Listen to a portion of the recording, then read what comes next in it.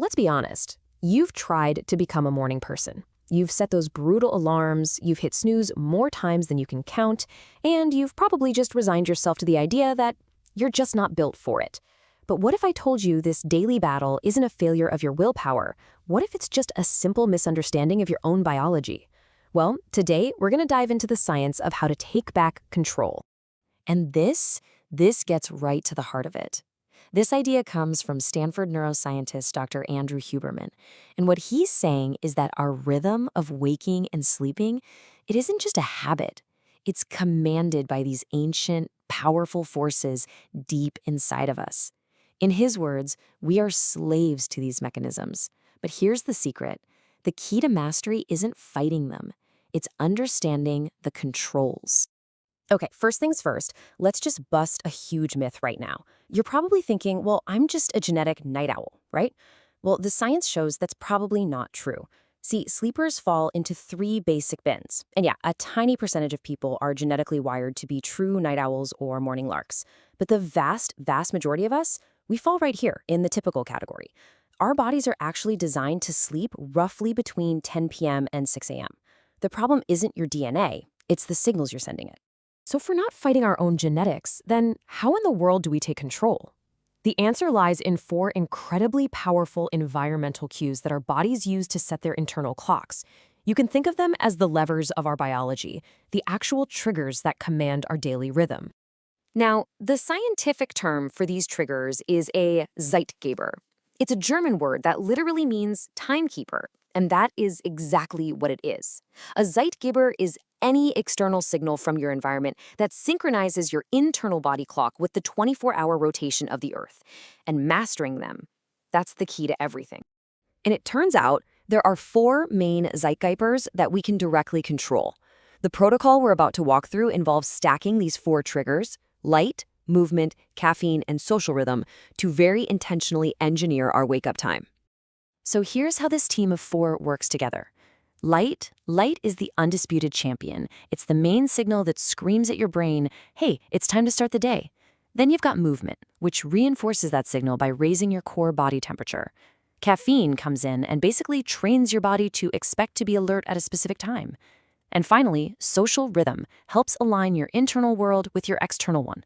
When you put them all together, they create this incredibly powerful anchor for your new schedule.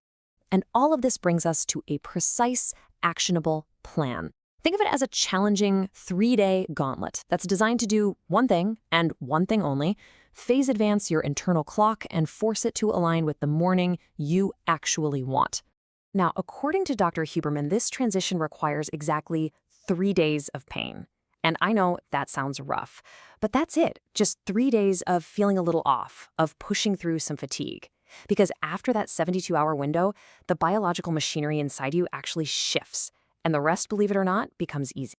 So here's the protocol itself. For 3 days, you have to follow these steps without fail. First, you wake up at your goal time, and I mean no matter what, no snooze button.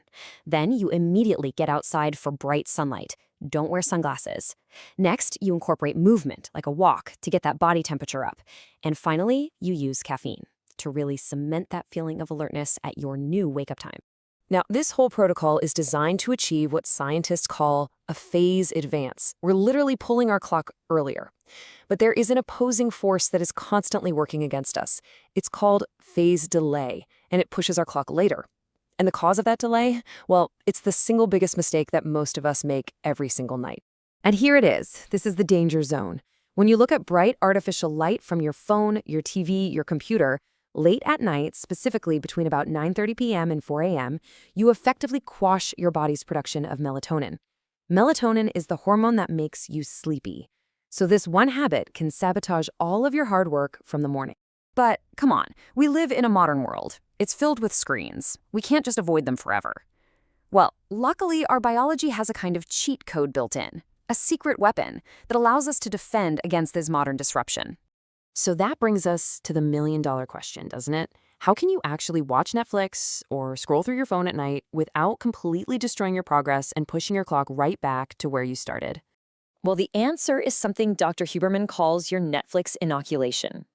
It's a simple It's free, and it's an incredibly effective way to build a biological buffer against the bad effects of artificial light. And the science on this is just astounding. A study from 2022 found that viewing sunlight in the late afternoon, like during the sunset, actually adjusts the sensitivity of the cells in your retina.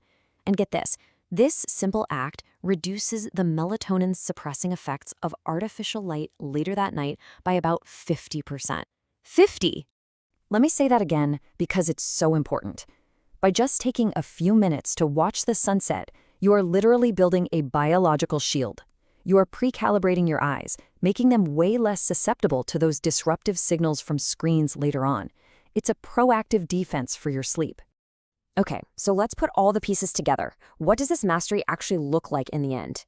It's not about a constant grinding battle. It's the feeling of effortless alignment, where your body is finally working with you instead of against you.